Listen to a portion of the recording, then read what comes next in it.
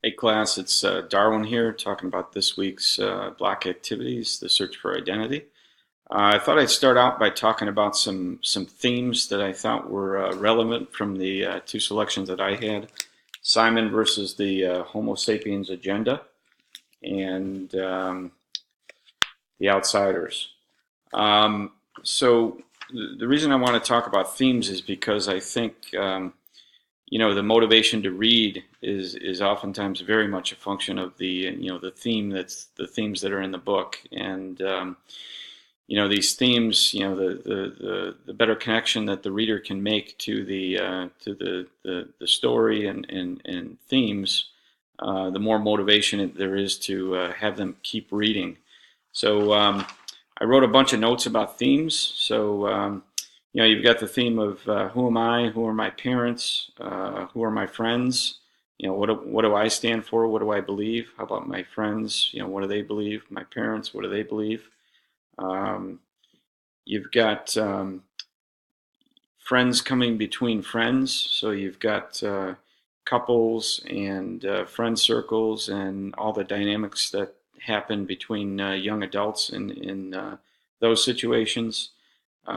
You've got jealousy. Um, you've got the theme of coming out and sexual preference. You've got relationships. You've got empathy versus self-centeredness. Um, you've got classes, socioeconomic classes. You've got us versus them, revenge, violence, poverty, perseverance, um, death, disparaging life events, cyberbullying, and blackmail. So there's a lot of things there. I thought all those themes were evident in the two selections that I had, and again, I think that's really what one of the key threads in a piece of literature that connects the reader is the theme and motivates them to read. Um, I also thought about for this exercise, independent reading versus works that you would bring into a classroom for discussion and activities. Um, the book Simon versus the Homo sapiens agenda. Um, the whole topic of sexuality and homosexuality. I feel personally it's sensitive. It's very personal. It's almost too personal. And I thought for a whole classroom, that book may cause some students to be uncomfortable. It also may draw out some behaviors of those who are less sensitive to that topic, who might act in an immature way. And I just thought, for me, I felt that I would run the risk of having the whole um, idea of bringing that book in to help bridge the gap of understanding for the difference in sexual preference. I just thought you run the risk of widening the gap if the discussion runs amok.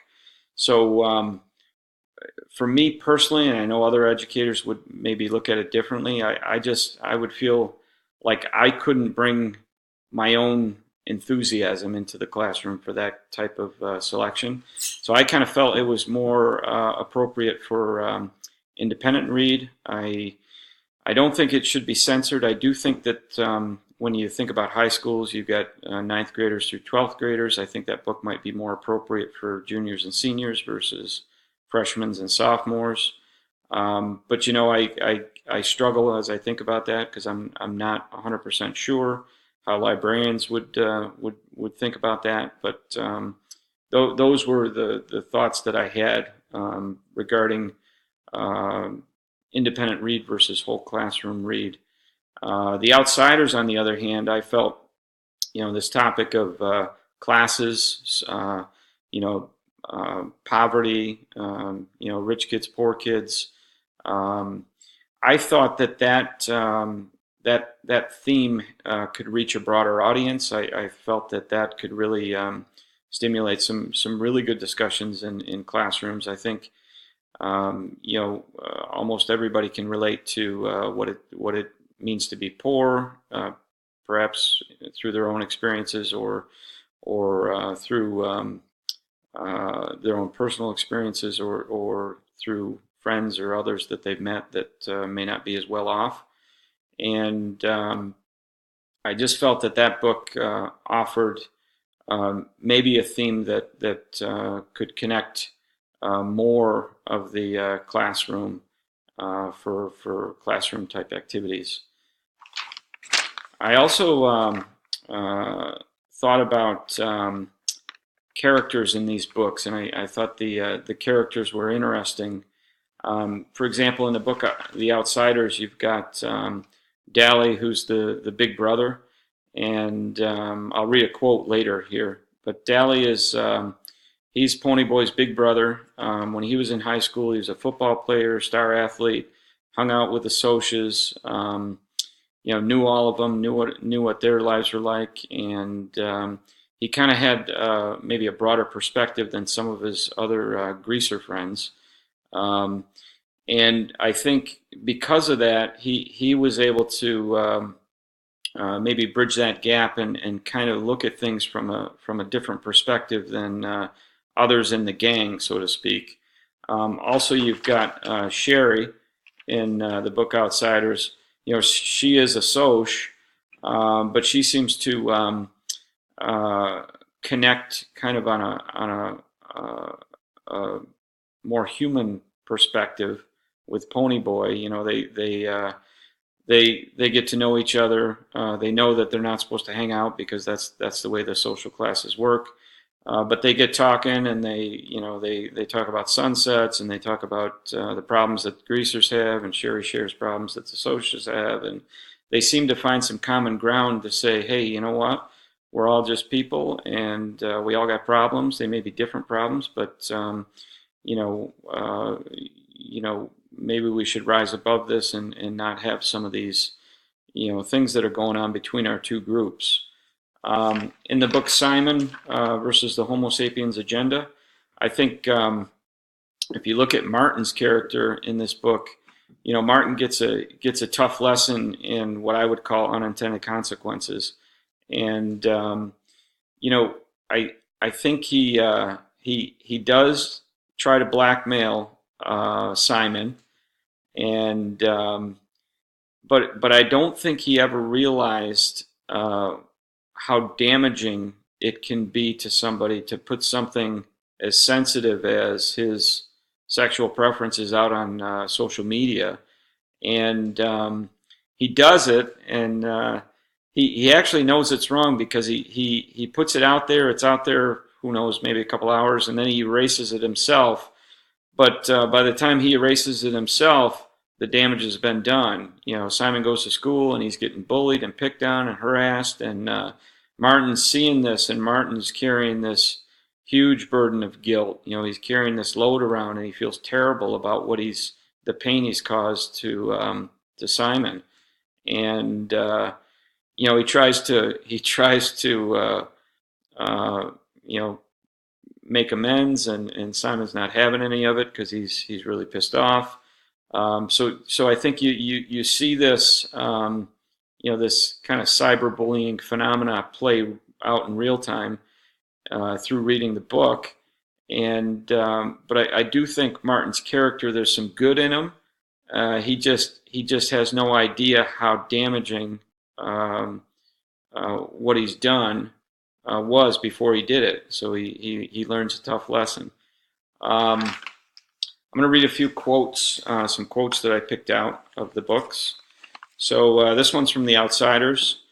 You know something, Two-Bit said as we were riding home on the bus.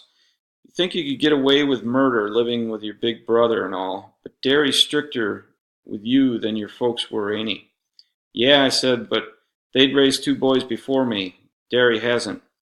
The only thing that keeps Derry from being a Soc is us. I know, I said.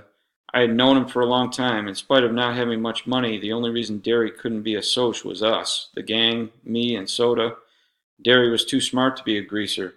I don't know how I knew, I just did, and I was kind of sorry.